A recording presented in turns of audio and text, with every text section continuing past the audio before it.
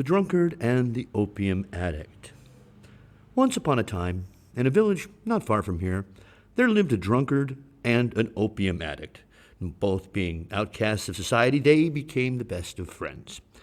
Of course, they had no house of their own and spent their time in the various rest houses of the village. Except for one.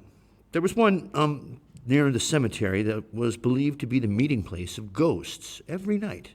Well, one evening, the drunkard was drunker than usual and decided to avoid his friend's warnings and spend the night at the cemetery rest house. And he brought with him many pots of toddy, palm toddy. And as he reached the rest house and sat drinking, he became drunker and bolder, and his mind more alert. He did not feel like sleeping at all.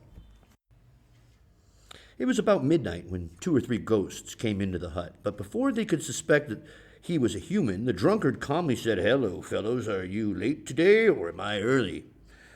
The other ghosts came in until the place was pretty much full, and, well, one of the ghosts looked around and said, "I smell human flesh. I suspect the presence of a stranger. Why not count us?" suggested another ghost. The drunkard at once stood up and shouted, 1, 2, 3, 4. 1, 2, 3, 4. All correct, all correct. Murmur, murmur. The ghost murmured, but believed him, and settled down to talk about various matters. "Did you know, gentlemen," one talkative ghost said, "that underneath where I am sitting lie buried 7 pots of gold?" The drunkard carefully noted where the speaker was sitting. The talk went on until dawn, and the ghosts went away. The drunkard dug up the 7 pots of gold and became very rich. He bought a huge house and lived in luxury with his friend, the opium addict. Part 3. Now, the opium addict, however, was not satisfied. He wanted to have 7 pots of gold of his own. So he pressed his friend the drunkard to tell him how he had found the pots, and when he learned what had happened, he decided to go spend the night at the rest house himself. Well, he went there and was full of opium and became very sleepy, and when the ghosts came into the house at midnight, he was half asleep. Other ghosts came in until the house was full, and just like the last time, someone said, "I smell human flesh."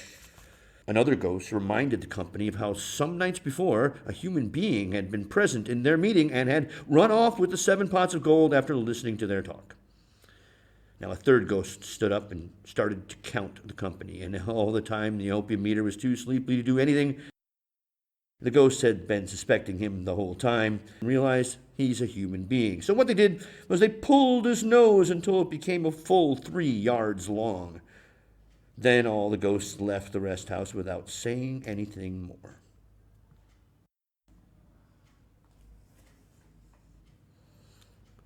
The next morning, the drunkard found his friend at the cemetery rest house, half dead with fear.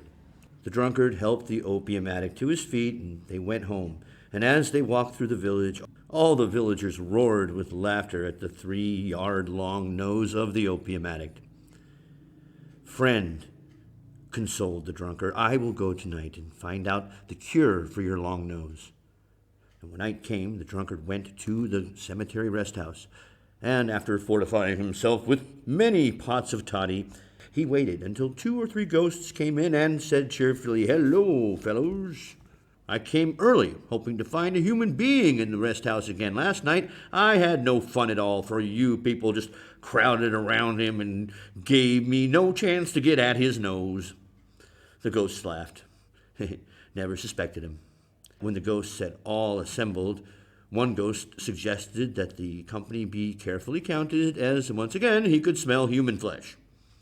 But the drunkard, alert as ever, stood up and went, 1, 2, 3, 4, 1, 2, 3, 4, all correct, all correct. The ghosts believed him again and started to talk. "By the way," said the drunkard, during a lull in the conversation, "we did have great fun last night with that fellow's nose. Out of sheer curiosity, I want to know whether the nose will ever be the right length again?" Well, yes, answered a wise-looking ghost, "provided, of course, that the right remedy be applied. If the fellow touches the tip of his nose with a pestle, the nose will shrink half an inch. And if he does that repeatedly, it will be the right length again." The drunkard quickly changed the conversation. When the ghost had gone away with the morning dawn, the drunkard returned to his friend, and the opium addict was glad to hear the news. The opium addict treated the elongated nose with a pestle, careful not to chew it too much as it would be too short, and eventually it was the right length again.